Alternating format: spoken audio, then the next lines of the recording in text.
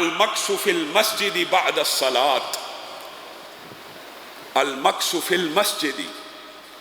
مسجد میں ٹھہرنا، کس کے بعد؟ نماز ادا کر لینے کے بعد بھی مسجد میں ٹھہرنا، اس کے بارے میں بھی، اس کے اجر و ثواب کو لکھنے کے لیے بھی فرشتے آپس میں جھگڑتے ہیں۔ آپ نے نماز پڑھ لی، آپ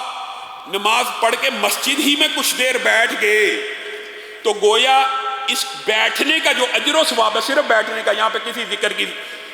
حدیث میں ذکر نہیں ہے، تسبیح کا ذکر نہیں ہے، صرف بیٹھے ہیں مسجد میں نماز باجماعت ادا کر کے، تو اس بیٹھنے کے اجر و ثواب کے لیے بھی فرشتے آپس میں جھگڑتے ہیں۔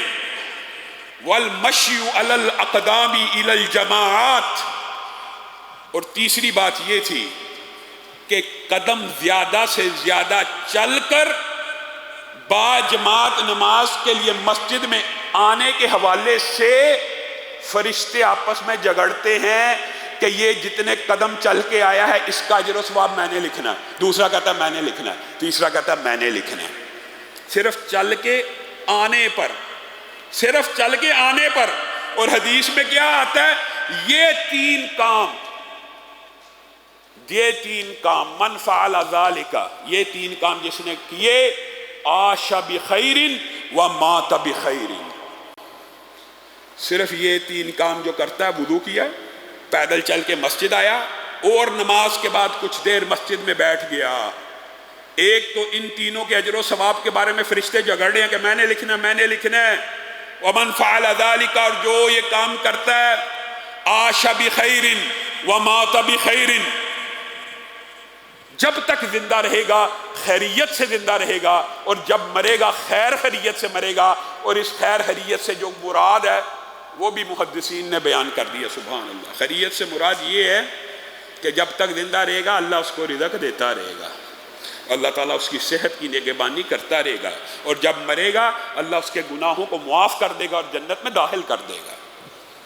اور اسی حدیث میں یہ لفظ بھی آتا ہے، وَكَانَ مِنْ خَطِيئَتِهِ كَيَوْمَ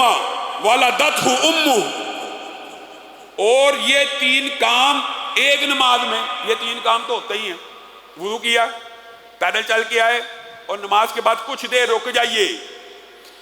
جس نے یہ تین کام کر لیے وہ ایسے ہو جائے گا جیسے آج ہی ماں کے پیٹ سے پیدا ہوا، آج ہی ماں کے پیٹ سے پیدا ہوا۔ اور یہ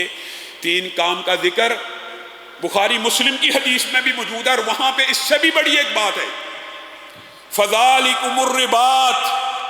فَذَلِكُمُ الرِّبَاطُ فَذَلِكُمُ الرِّبَاطُ۔ رسول اللہ نے یہ تین عمل بیان کرنے کے بعد، نماز کے بعد، یہاں پہ ایک حدیث میں اضافہ ہے، پہلی حدیث میں نماز کے بعد انتظار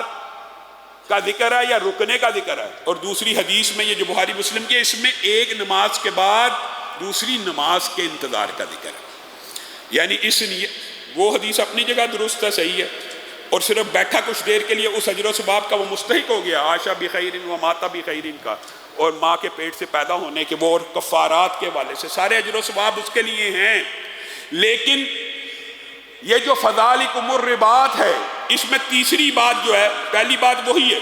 وضو کر کے نکلے، دوسری بات یہی ہے کہ چل کے آئے، تیسری بات یہ ہے کہ پھر ایک نماز کے بعد دوسری نماز کے انتظار کے لیے بیٹھ جائے، کسی دن بیٹھے بھی، ایک ہفتے میں ایک دفعہ تو ایسا کر لے، ایک ہفتے میں 2 دفعہ کر لے، جن نمازوں میں اس کو لگتا ہے کہ ٹائم تھوڑا مغرب یا عشاء کا، اس میں یہ کر لے، ظہر اور عصر کے درمیان یہ کر لے، جہاں پہ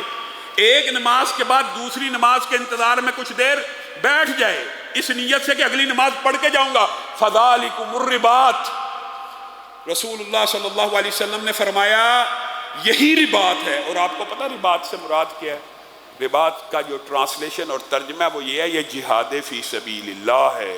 اور رباط کہتے ہیں اللہ کے راستے میں تلوار نکال کر دشمنوں کی گردنوں کو کاٹ دینا، گھوڑے پالنا، اسلحے کو تیار کرنا، مجاہد فی سبیل اللہ تیار کرنا، لشکر کشی کرنا، اس کو اسلام میں رباط کہتے ہیں۔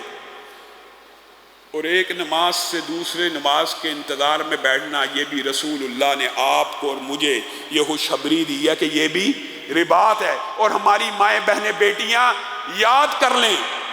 ان کے لیے یہ سارے مناقب اور اجر و ثواب گھر بیٹھے ظہر سے لے کے اگر